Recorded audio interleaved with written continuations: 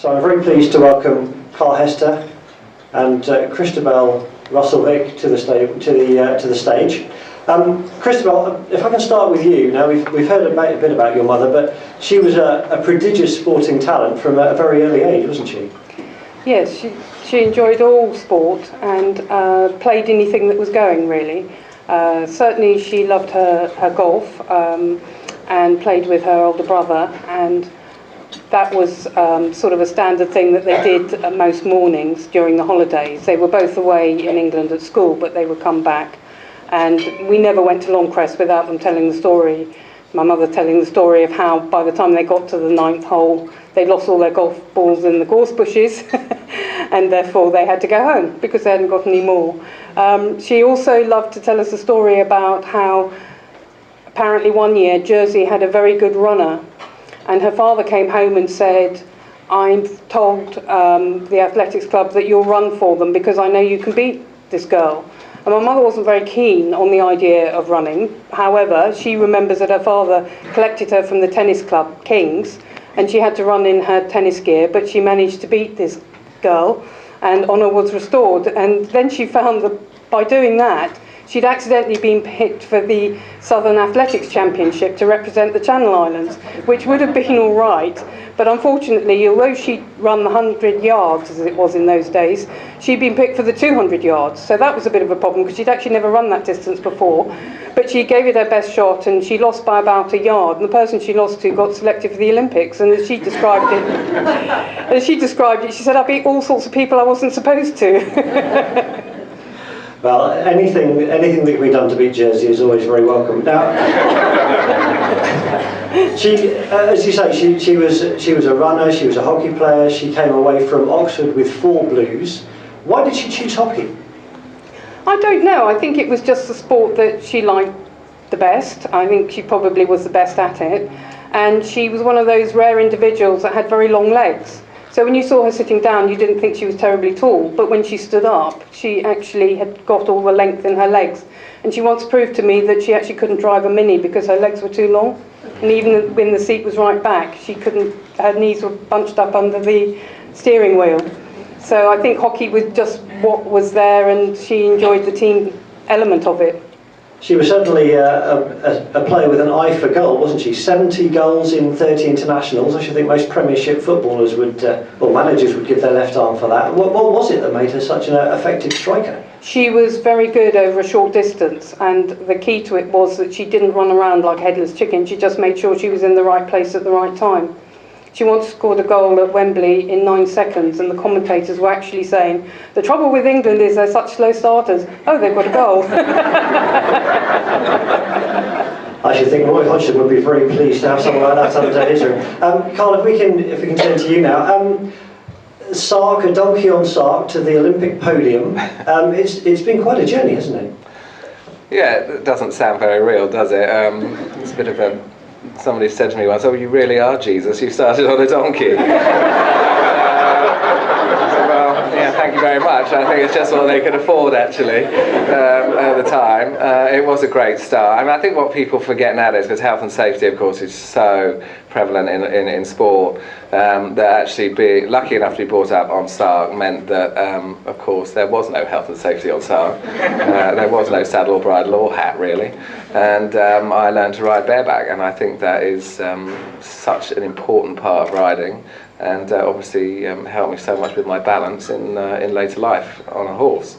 So the fact that I could start there was very I think helpful in my career. And arriving in England when I was 16, and when I first started at the Fortune Centre, which was a place for actually disturbed kids, helping disturbed kids through horses. I'm not one, by the way. But it did take a few years later for someone to say to me, "It's marvellous what you can do considering you're autistic."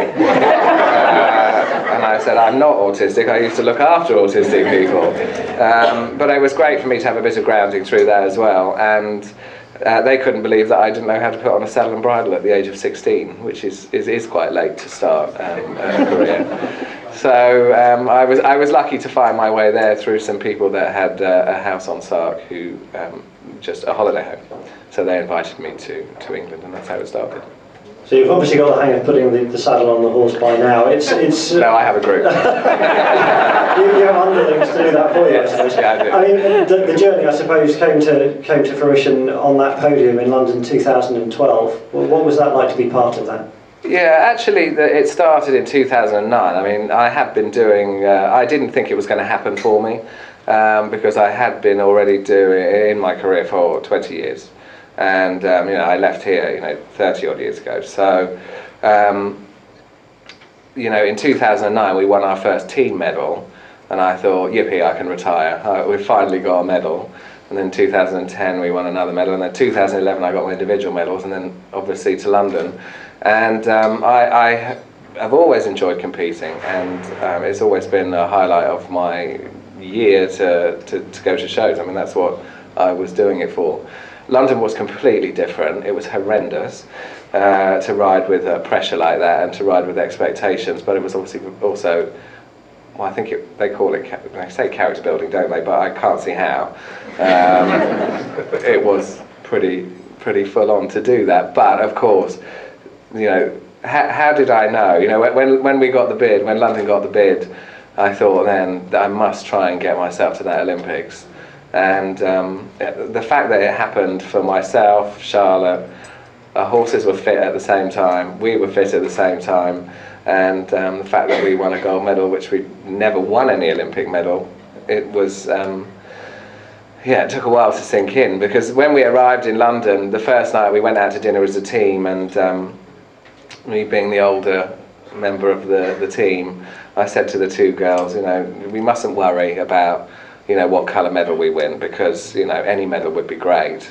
And then the next morning, we were already into the Olympics had started. We didn't start competing for a few days. So 4 days later, I turned the telly on in the morning, and I think we'd already won about 8 golds. So we went out for dinner again that night, and I said, I've changed my mind. We do have to win a gold one. We will never be remembered with so many gold medals coming in. It has to be gold. And the three of us, we literally just got our personal best, each one of us, and that's a great thing to achieve at Olympics.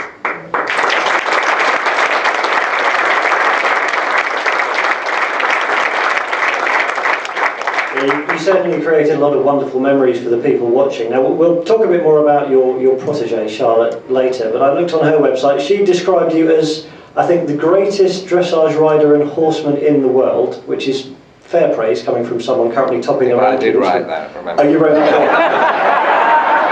No, I didn't, sorry, I didn't. What's been the secret of your success? When you talked about your early days in the UK, where did it all come from? Because you started, I think, as an adventurer as well, didn't you? It wasn't even purely dressage that you were doing. Yeah, that's hard to explain really, because I think it's just the fact that when you're doing something you love, which I obviously do, and I don't know where my love of horses comes from either, because it's not in my family, and they were pretty horrified when I left here to go and do that. Equestrianism, it was, especially, I already said, as my dad had paid for me to go to Elizabeth College, there was a slight family, worry that I hadn't used any of what I had learned. So I don't know where it comes from, but I just love it, and I just don't want a day off.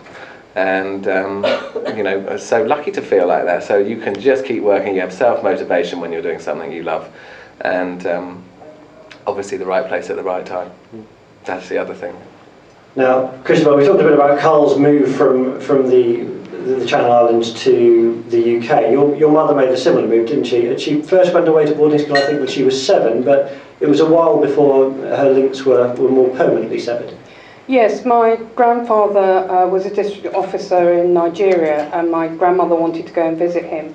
So my mother went to my aunt's boarding school in Sussex so that my grandmother could go out to be with her husband for a few months. But they came back every holidays, and in fact the last one was Easter 1940, after the Second World War had started, when everybody was kind of getting ready to fight, and that was actually poignantly the last holiday she spent with her older brother Peter, who had left school and would have gone to university but felt it was his job to enlist, and sadly he never came back. But my mother left the island therefore at 17, And by 22, when it was all over, she was married and had a young daughter.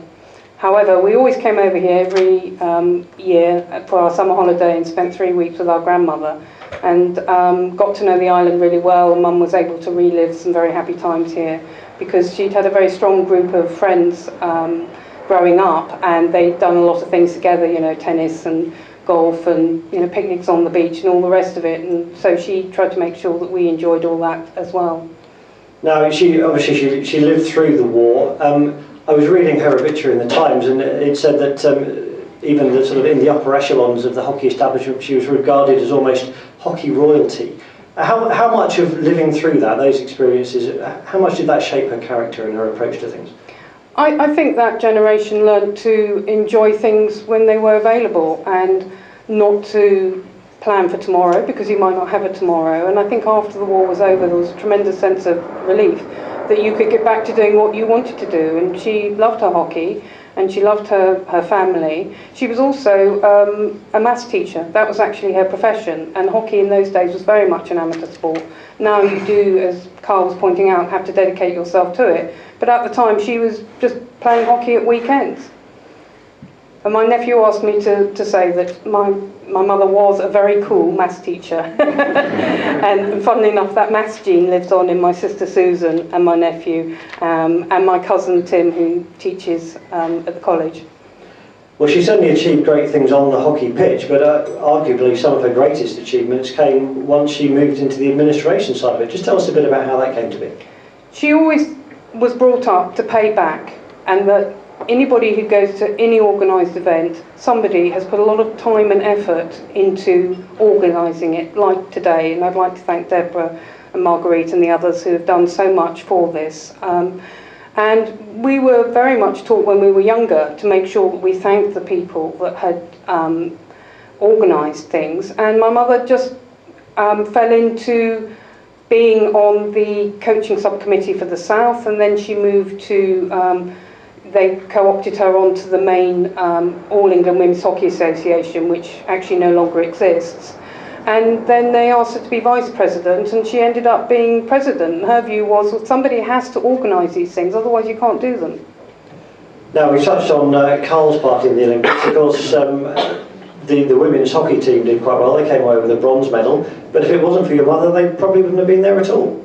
No, she was part of the original group that was set up to get Great Britain hockey organised, because up till then they played as England, Scotland, Wales and Ireland, and there was no Great Britain team. So if we were going to go to the Olympics, there had to be a Great Britain team. So she had to negotiate with the home countries to say, we need a Great Britain team. And what they did initially was they said, this is not going to be instead of, this is going to be as well as. And they somehow got the International Hockey Board to agree that the qualification for the Olympics would come from the England hockey team, and therefore the other teams could still play. And if England didn't do well enough, then Great Britain wouldn't get to play. Well, given the rivalries between the home countries, that must have taken some diplomatic skills, I would imagine. Yes, I believe it was quite tricky. Ireland, interestingly enough, what they did at that time was to say, would it be possible for the Northern Ireland players, if they wanted to be part of the Great Britain team, to come into Great Britain? And the Irish hockey said, yes, that's fine. So all the Northern Ireland players were invited to the trials, and those that wanted to have a go at getting the Great Britain team came, and those that didn't could go to the Irish. But I think both Scotland and Wales felt a bit threatened by having a Great Britain team and thought that they might be sort of disbanded as a result of it. But my mother was quite firm that Great Britain was going to be as well as the individual countries, and that's how it is to this day. But she was quite good at persuading people in a quiet manner. Now, Carl, we talked a bit about Mary Russell-Vick's role away from the competition. I mean, you've been a superbly successful rider, but your protege, riding a horse that you co-own, I believe, is currently top of the world rankings for dressage. She's got an individual Olympic gold medal, an individual European Championships gold medal. That's not bad going. How does the experience as an owner and trainer compare, and the satisfaction you get from that, to actually being there on the horse yourself? Yeah, well, Charlotte came to work for me as a groom about 7 years ago, and somehow in the last 2 years I've ended up being her groom, which was a bit of a shock. But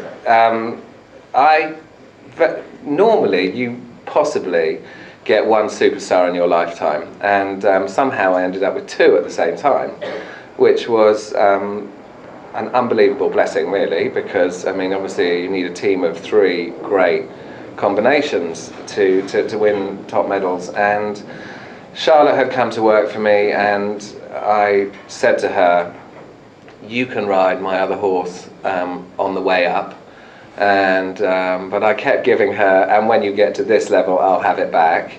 And then we got to that level and she was winning, and I thought, oh, I don't want to wipe the smile off her face. So I was going, well, you could do one more level and then I'm going to have him back. And then of course I realised that, you know, in fact I really needed her to be part of the team that was going to bring home a gold medal, and she is a hugely talented rider. And I've always worked on the assumption, obviously, if somebody hadn't given me the chance, because, you know, I was there in England, and somebody picked me up and took me under their wing and produced me as a rider on their horses. So for some of us, you have to have that break. There are lots of talented people that don't always make it for one reason or another.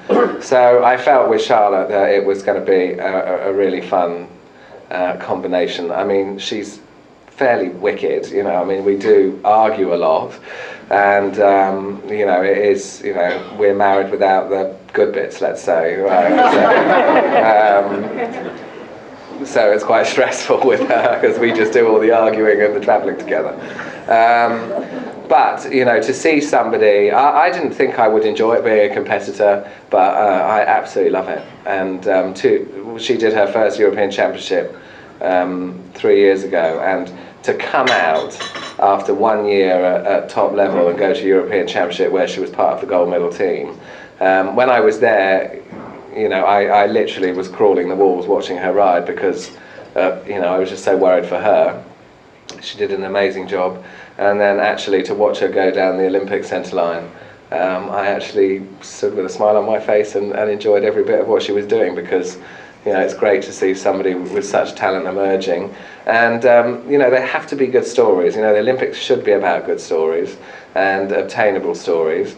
And somebody like Charlotte coming to work as a groom, starting at the bottom and working her way for her success, I just thought was so brilliant for our sport. But there was never a time when you were tempted to say, right, go on off. Right, go, I'm having that horse. No, not at all. Not once we got started. You know, I actually really enjoyed the journey with her and producing her. And you get lazy as you get older as well. I'm quite happy watching instead of riding all the time. So it was just an experience I didn't think I would enjoy, but I've loved every minute of it. Well, you're still fairly active. I was checking the other day. I mean, as you say, Charlotte and Vallegro are at the top of the world rankings. You've got 3 horses that you ride, I think, within the top 31. So you're not doing badly. What does the future hold? Where do you go from here? Yeah, I mean, this year I promised myself last year after the Olympics I would have an easy year, and then of course Charlotte said to me in June, you've got to get back on, you've got to go and do the team, you've got to do this, and we rowed for about a week. And I gave in and said, oh, all right, I'll do it. I'm a perfect husband, as you can see. That was the end of the arguments. And so I got on and did it, and we came away with a medal. So, you know, I knew that's all been worth it. Rio, obviously I have to say, you know, being an equestrian means, you know, you get much longer in your career, which is obviously very lucky. I mean, you know, in athletics and some other sports, you know, you probably get a 5-year window. But in my sport, I can probably go on till I'm into my 50s. And that's quite a frightening thought, but I could do it. So, you know, I'm thinking Rio anyway. We got the World Games next year. We have to qualify for the Olympics. You can't just go anymore. So next year will be actually a very important year for the British team, because we have to qualify in Normandy at the World Championships for Rio. So no less up in the pressure. Has the expectation gone up now? Yes, it has. It's huge. I mean, like I said, I've been competing for 20 years and enjoyed every minute of it, and then suddenly you start competing with a huge amount of expectation and pressures, and that's not quite as much fun. Of course, it's fun winning and doing things, but suddenly you feel like every mistake you make is going to be scrutinised. And Germany in our sport has always been the strongest, and they've won for years and years, and it gave us great pleasure to squash them down. And now they've come back this year and won the team gold again, so we're all fired up to squash them back down again next year. So that's what we want to do. It's healthy rivalry, of course. Of course. Christabel, if I can come back to you, what do you think, looking back on her career both on and off the pitch, what do you think your mother's proudest achievements were? I think just having the opportunity to play sport. I think she was happy that she raised a family and she taught us all how to play sport and enjoy it. And then the grandchildren also got involved with sport, and so I think she very much was a legacy kind of person. So I think she would be pleased that she contributed to her sport, that she not only enjoyed playing but that she cajoled, if you like, other people into playing. She taught us to play tennis. We played tennis regularly in the summer, and there was hardly a day went by when we weren't playing some kind of sport. And I think it was the fact that she was giving us the opportunity, as Carl was saying, you have to have the opportunity to do these things. And she's always a great one for take those opportunities and do what you can with them. And I think because the war had been long and hard, her view was enjoy everything that you can when it comes. You talk about, well, we talked with Carl about bringing sort of future stars through. And she was quite instrumental in that as well, wasn't she, with developing the junior side of the game, the junior internationals? Well, when you think about it, her first team that she got into was Sussex Second 11, and she was only 16. In those days, they didn't have any junior teams, and her view was, well, why do you have to wait until you're a senior to play at county level? And she felt that it was important to introduce teams for under 23, under 21, under 18, school sport. There was also the indoor championships that was coming along, and her view was the more people you get to play, the better, because it's a lovely sport and people can turn up and enjoy it. How did she deal with the public profile? Because again, looking back on her obituary, I remember reading that they went on a tour to the United States. She played her first game against Wales, didn't she? Stuck 4 past them then. And then went away and had a very prolific tour of the United States and came back and rather found herself in the glare of the media. Yes, she was quite a shy person. Her father very much brought her up not to blow her own trumpet. And when she first got into the England team, his comment was, about time too. When she played in the schoolgirls tennis championships and she got to the semi-final, she says, I might have won that tournament, but my father turned up to watch me play, and I wasn't expecting it because he'd never really shown any interest in my sport. So she was very modest in that she didn't feel anything other than she wanted to play, and she didn't think she was anything special. And I very nearly didn't play hockey at all because age 8 I could not get the ball off my mother. My mother was at least 40, therefore I wasn't any good, and it was my father who took me on one side and said, do you realise you play for England? And it was a few years later I discovered nobody took the ball off my mother, and how I thought as an 8-year-old I should be doing that. But she never said, I used to play for England and I used to score all these goals. It was other people that always said what she'd done. And I remember when I was younger, I desperately wanted to have a famous parent. And then when I found I got one, I was really quite fazed by it. And I asked my mother about it. And she just said, oh, well, it's what you did at the time. And that was it, really. Carl, how about you? I mean, your media profile has gone up and up and up and up. You've, as we heard, you're a columnist for Horse and Hound, for the magazine. Yeah, I happened to flick past your TV series on Horse and Country television as well, I believe. How have you coped with that glare? How has that affected your working life? Because as anyone that's got horses knows, it takes some hours. Yeah, well, I'm also very shy. So it's been difficult.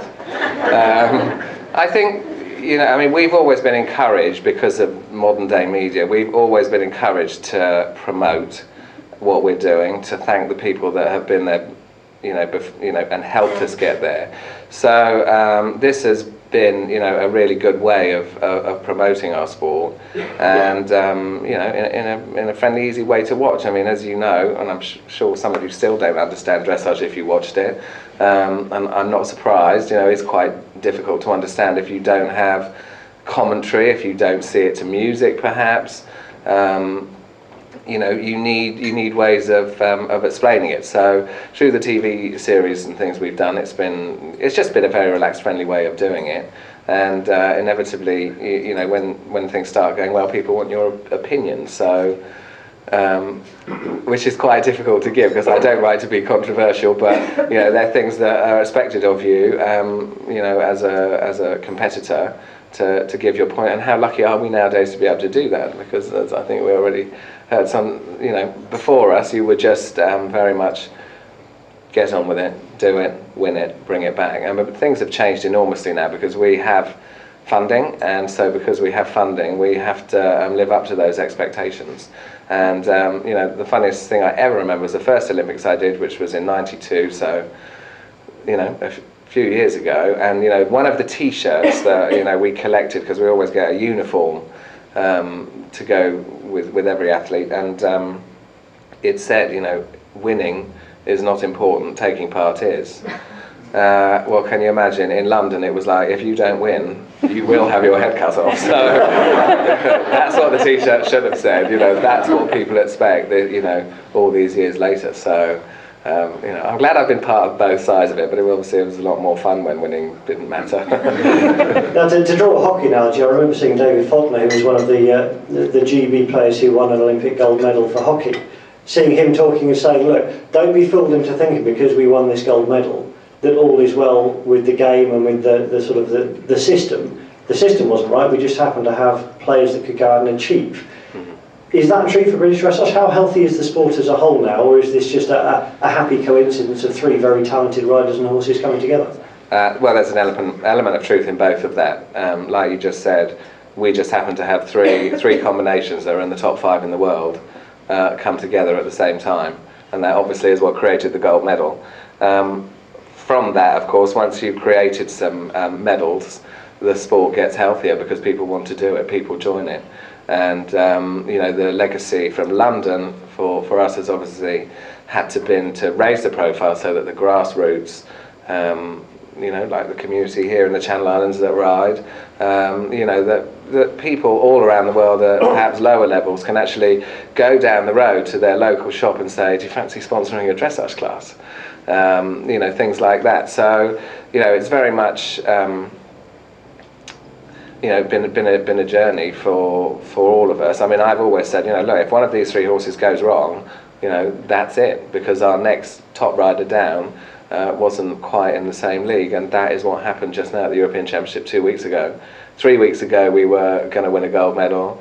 2 weeks ago we lost Laura from London. Her horse went lame, so we had a new addition to the team, and suddenly we're missing. I mean, we missed the gold medal by 1%, but we would have won the gold medal by 5% if Laura had been there, and suddenly you're... But I mean, at some point the sport has to change, and that's the healthy bit. You can't have the same people in it all the time, or it's boring. People don't think that they can then get on the team, so people need to wipe you out as soon as they can, really.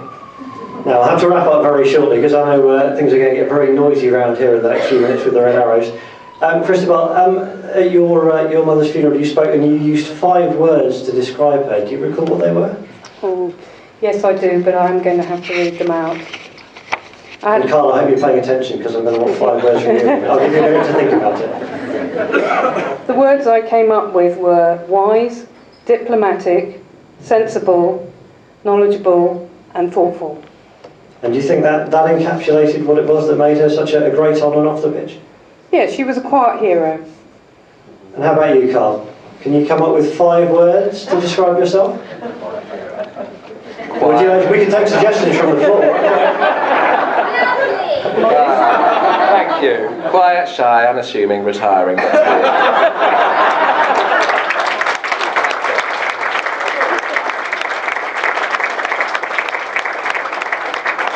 And lovely as well.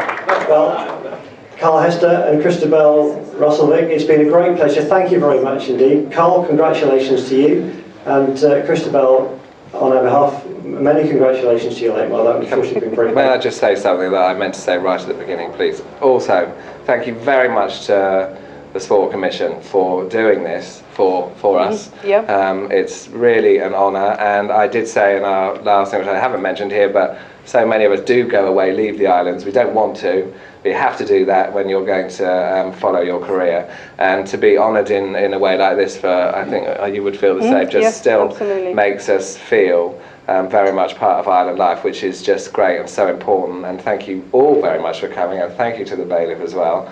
It's just all these things, you know. I said, do you enjoy this? And well, you're much better at speaking than I am. I dread these things, but when I'm talking, I can't stop, which is nervous. But thank you all very much for honouring us like this, because it does still make you feel you belong in where you came from. So thank you. Ladies and gentlemen.